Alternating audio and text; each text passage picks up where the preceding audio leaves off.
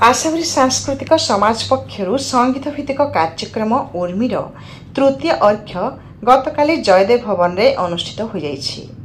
कार्यक्रम में मुख्य अतिथि भाव अवसर प्राप्त भारतीय प्रशासनिक अधिकारी श्रीयुक्त मनोरंजन पाणिग्राही जोग देथिबा बेले सम्मानित अतिथि भाव विशिष्ट गीतिकार श्रीयुक्त बसंत कुमार दास, चिंता और चेतनार साधारण संपादक श्रीयुक्त सुरेन्द्र दास, गीतिकार स्वर्गत क्षीरोदचंद्र पोथाल सहधर्मिणी अन्नपूर्णा पोथाल प्रमुख जोग देथिले।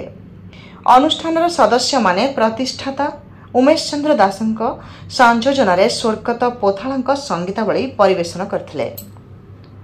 एही अवसर में उत्कल संगीत महाविद्यालय अध्यक्ष विजय कुमार जेना को सूर्यमणि स्मृति सम्मान एवं लेखक राधानाथ दास को क्षीरोदचंद्र पोथाल गीतिकवि सम्मान प्रदान करा जायथिला।